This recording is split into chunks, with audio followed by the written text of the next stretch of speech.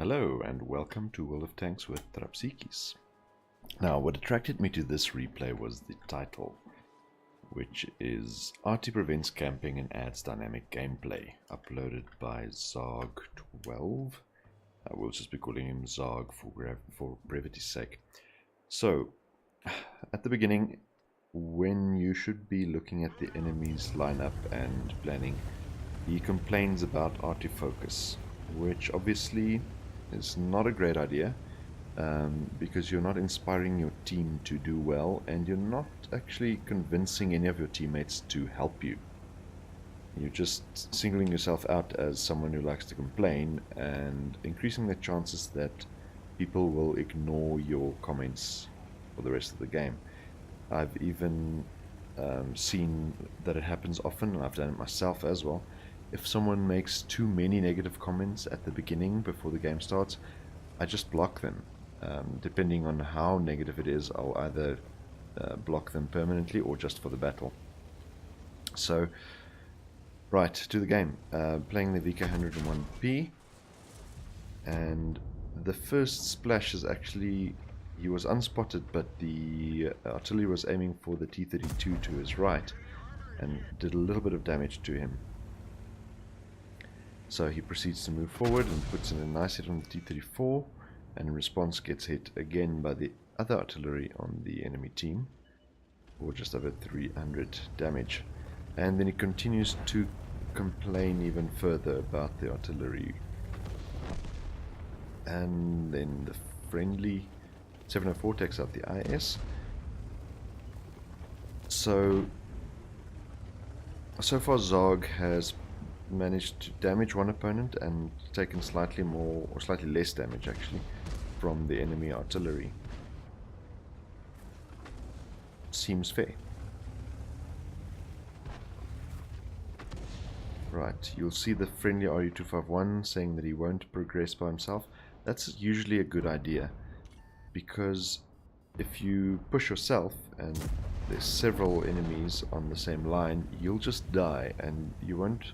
Because he was so isolated, he wouldn't even be able to provide vision to his team, so there would be no benefit and he would literally just be throwing himself away.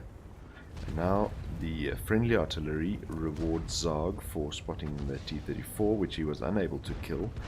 He attempted to overmatch the turret roof there, but failed simply because his tank missed. So the friendly artillery providing him with extra experience and a kill for the team.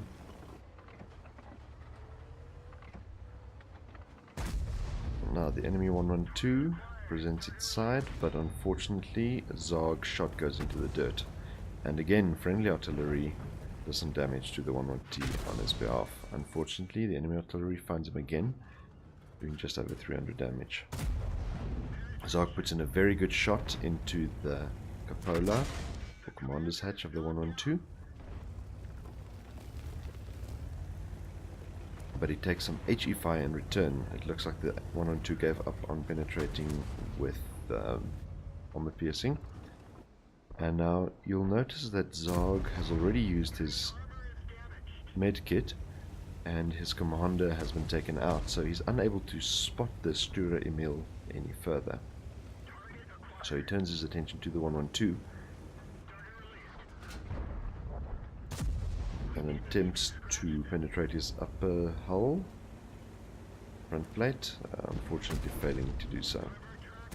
Good ram there. He does damage and critical damage to the enemy without taking any damage himself, but unfortunately the enemy artillery finds him yet again, and he manages to secure the kill on the 112.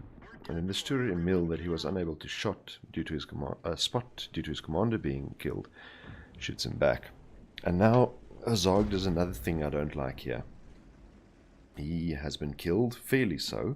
He exposed his side to a TD that he knew was there, but obviously he's upset about it, so he's going to continue in chat to interfere with the game of his allies instead of trying to help. So despite being against the game rules, a lot of people do this. When you die and you're not happy about it, which most people aren't, people tend to complain about it, which Wargaming's guidelines obviously tell you not to do it. You're not supposed to send non-battle relevant messages in chat.